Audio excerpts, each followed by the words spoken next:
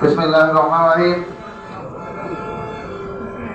বাংলাদেশ আওয়ামী লীগ বিশাল উপজেলা শাখা কর্তৃক আয়োজিত আজকের এই বিশেষ বর্ধিত সভার সম্মানিত সভাপতি, বাংলাদেশ আওয়ামী লীগ বিশাল উপজেলা শাখার সুযোগ্য সংগ্রামী সভাপতি জনাব মোহাম্মদ আবুল কালাম শামসুদ্দিন সাহেব আজকের এই বিশেষ বর্ধিত সভায় সঞ্চালনায় তিনি দায়িত্ব পালন করেছেন। সাবেক ছাত্র নেতা, বর্তমান বিশাল উপজেলা আওয়ামী লীগের সুযোগ্য সংগ্রামী সাধারণ সম্পাদক ইকবাল হোসেন উপস্থিত আছেন। বিশাল উপজেলা আওয়ামী লীগের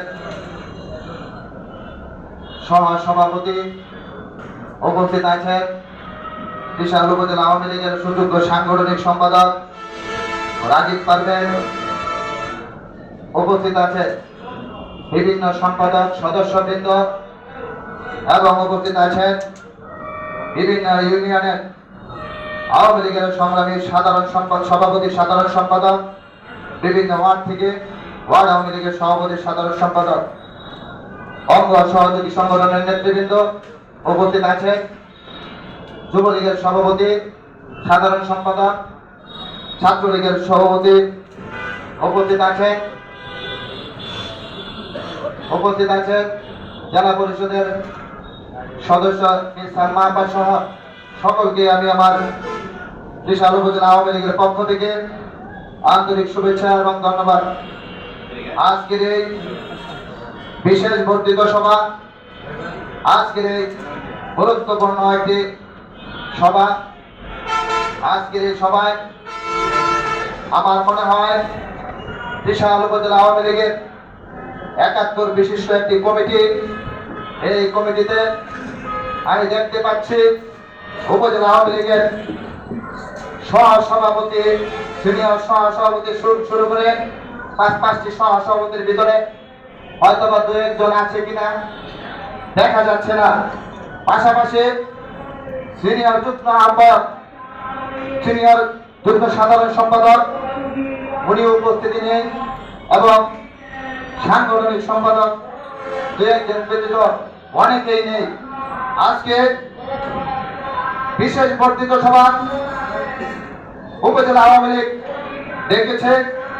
গত 19 তারিখ জামাত বিএনপি আওয়ামী লীগের বিরুদ্ধে যে নৈরাজ্য সৃষ্টি করেছে, কোঠা আন্দোলনকে পুঁজি করে সারা বাংলাদেশে জ্বালাও পোড়াও করে জাতির জনক বঙ্গবন্ধু শেখ মুজিবুর রহমান এর কন্যা মাননীয় প্রধানমন্ত্রী জননেত্রী শেখ হাসিনাকে ক্ষমতা থেকে নামানোর জন্য একটি নীলনকশা তৈরি করে আজকে গত 19 তারিখ থেকে শুরু করে কয়েকটি দিন যেভাবে গিয়েছে, এটা মূল উদ্দেশ্য মাননীয় প্রধানমন্ত্রী জননেত্রী শেখ হাসিনাকে ক্ষমতা থেকে নামানোর জন্য একটা পরিকল্পনা করেছিল।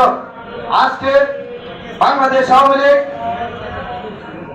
কেন্দ্রীয় কমিটি থেকে নির্দেশনা না থাকার কারণে আজকে যে কোঠা আন্দোলন হয়েছে, কোমল শিশু বাচ্চা যারা আজকে স্কুল প্রাইমারি থেকে শুরু করে হাই স্কুল, এই সকল শিশু মাসুম বাচ্চা যারা রাজপথে নেমেছে, তাদের উপরে লাঠি চার্জ এবং অন্যান্য মারধর করার কোন আমাদের উপরে নির্দেশনা ছিল না বিধায় আজকে আওয়ামী লীগের, যুবলীগ, ছাত্রলীগ,